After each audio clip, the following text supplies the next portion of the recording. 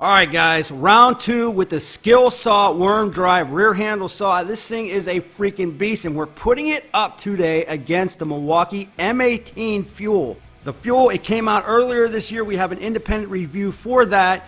The Skilsaw, it came out a couple months ago. We also have an independent review for this as well. But we're putting them head to head. We're going to use, we're going to abuse, we're going to slice and dice. Only one can be the winner. I want you to choose. Leave me a comment in the comment section below and let me know. But today on the Fuel, we're using the HD 12.0. On the Skill, we're using the True HBL 5.0 battery. Now you hear worm drive thrown around all over the place, but the Skilsaw is really the only true worm drive saw out there. But Milwaukee fans, do not be afraid because the Milwaukee Fuel rear handle saw is a beast in itself. Let's take a look at the specs on this saw first. So the build quality, absolutely awesome. Magnesium shoe, magnesium guard. You got the heavy duty plastic all around the casing. And yes, it is 100% brushless. Now, there is no maintenance to this. You do not have to put any grease in there. You do get the rafter hook, which I like the rafter hook on the Milwaukee saw better than any other saw. Just the way it's designed, you could throw it right up on your sawhorses. Don't have to worry about it. The battery goes in up on top. Some people were worried about rain getting in there, water. I've never had an issue with that. Just put that down in and you're good to go. It takes any M18 battery, but you definitely want to use something larger like the 9.0 or the 12.0. Now, as for the weight of this saw, really not that bad. For the weight, you're looking at about 10 pounds, 5,800 RPM. You do have a dust chute right up here on the side. This is going to play a huge factor in this tool duel. I'll talk about the Skilsaw and some of the issues that I'm having with that. You also have an area for your guide, but up on front here, this is where it lacks a little bit. It's not really easy to see all the numbering. All of your markings are etched, but they blend in really well. It's almost camouflaged in that magnesium color. And, well, like I said, if you have some issues seeing, you're going to have trouble with that. The other thing that I never liked about the Milwaukee saw was the bevel lock. There's nothing that stops it from spinning. On other saws, you can see they come down and they'll actually hit the shoe. But this one here, if you spin it too hard, it goes flying off. And I really wish that was redesigned. As for all of the adjustments themselves, the bevel, the depth, they're all pretty smooth, but not the smoothest I felt. The worm drive is definitely smoother when it comes to adjusting everything. And though you can go up to a 53-degree bevel, there's no positive stops on this saw, and it's also hard to see again. There's one other complaint that I'll talk to you about a little bit later in the video, but as far as it goes with the cut, the max cut depth at 45 degree, you're looking at 1.875. The max cut depth at 90 degree, you're looking at 2.5 inches. And again, 5,800 RPM. Now, what about the feel of the M18? Well, it feels great. It's a little bit smaller. And even though both the Skill and this saw are about 20 inches long, it just feels a little bit more compact. The balance is definitely heavier in the front, but like many say, it doesn't really matter when you put it down on the material. Now, just to let you know, even though I said it was 10 pounds, with the battery, you're looking at around 13 pounds. You do get the onboard storage wrench that goes underneath, just like so, and you get the LED light up on front. It is the pistol grip style, and yep, I love the feel of this. You got that rubber polyurethane texture on the back, so if you do have wet hands, you don't have this thing slipping around all over the place.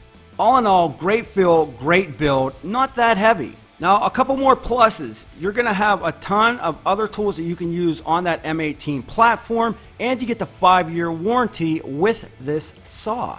But let's move it over to the Skilsaw, then we're going to slice and dice. I'm also going to get into the Christmas spirit, and really, it's probably the most beautiful thing you've ever heard or seen coming up soon. Now, this saw is an absolute powerhouse. Right now, during the upload of this video, Acme Tools is actually running a deal that if you buy the tool, the package, the kit for $3.99, you're going to get a free battery. It's like a $250 value. Really not sure how much longer that deal is going to go on, but I'll leave a link in the description below. Now, it's going to take grease. It is not maintenance free. You got the rafter hook. Kind of sucks. Alright, maybe I'm being harsh. I just like the larger rafter hooks. Magnesium, magnesium, magnesium. All over the place. All over the guard. All over the shoe. It's all metal. The casing, the only thing that's plastic on this is the handle.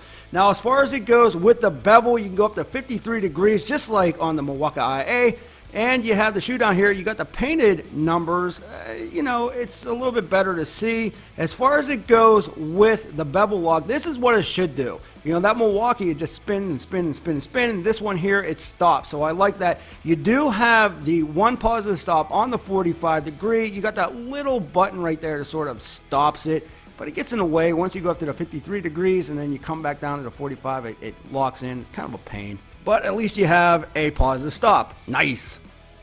So the max cut of depth on this, 2 3/8 of an inch at 90 degrees, the 1/15/16 of an inch at 45, and 1/11/16 at 53 degrees. And you have the engraving on the depth slide right there. I like those. Now that 48 volt battery, you're going to get up to 5,800 RPM, just like the Milwaukee IA. It is definitely heavier at over 15 pounds, but man, that thing is built like a freaking tank. And even though the line of sight on the Milwaukee is pretty good, this is awesome. I mentioned it in all the other videos that I did with this. I'll put that at the end of this video for you to check out. But the line of sight is just awesome on this saw. You would think with that battery being a little bit bigger, it would kind of get in the way, but it really doesn't. As far as it goes with the grip, feels really good. Doesn't have that texture to it, so if your hands are wet, you could slip a little bit. But I do like that safety lock right there, a little bit easier than the paddle style on the Milwaukee. All in all, feels great in the hands when you're slicing and dicing. You also got the onboard storage wrench right there on the back, but no LED light on this. You also have the edge guide that goes right here. All right, let's compare the DB and the blade stop.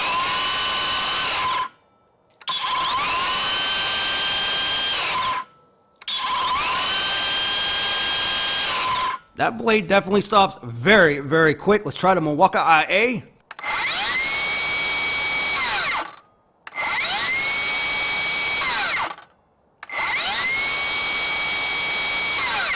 Definitely a higher pitch on the video for the Milwaukee, but when you're actually in real life with these, the Milwaukee sounds quieter. Now let's head over to the miserable MDF. I want to see the dust extraction on both of them. Let's start it out with the Skilsaw.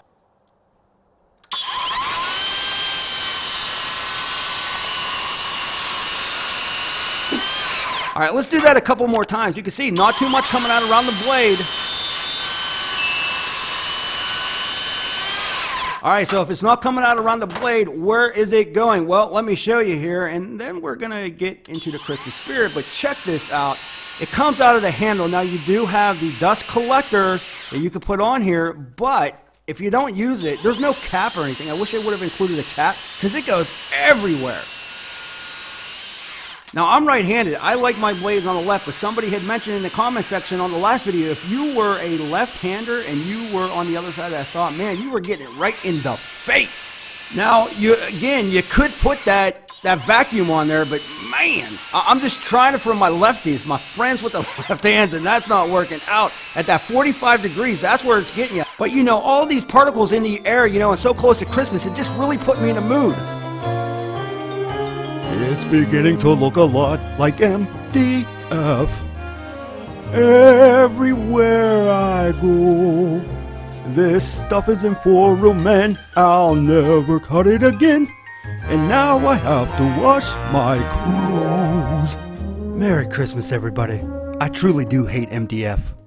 The things I do for this channel. Let's try the Milwaukee. So definitely more of a conventional style, kicking it out the side over here.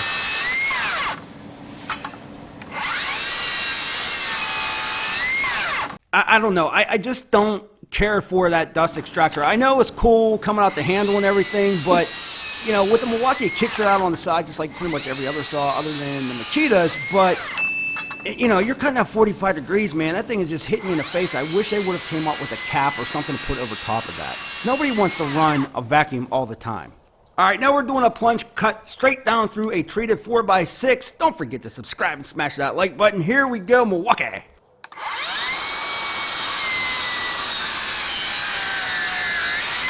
All right, now I'm going to pick on the Milwaukee a little bit. The one thing that drives me crazy about this saw is that it constantly clogs on the dust chute. Not so much when you're ripping 2x4s or 2x6 or whatever you're doing, but when you're cutting those longer cuts, it tends to clog up. It's like the chute's just too small. Let's plunge the skill.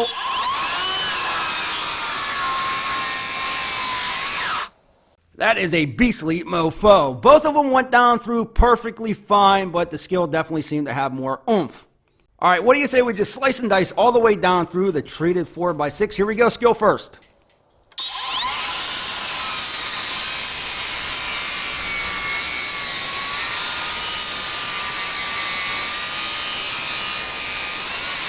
Stupid stupid sawhorses. Well, we're going to make a bunch more cuts here. That one's starting to get a little bit dicey on me. So here we go with the Milwaukee.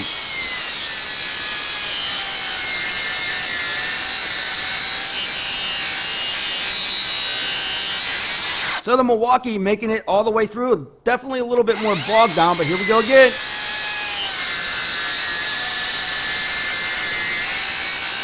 All right, not too bad on the dust chute so far with the Milwaukee. It's actually spitting it out. Let's do the skill saw.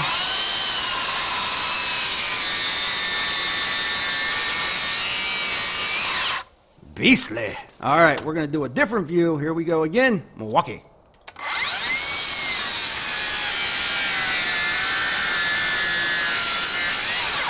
All right, let's do it again with the skill saw.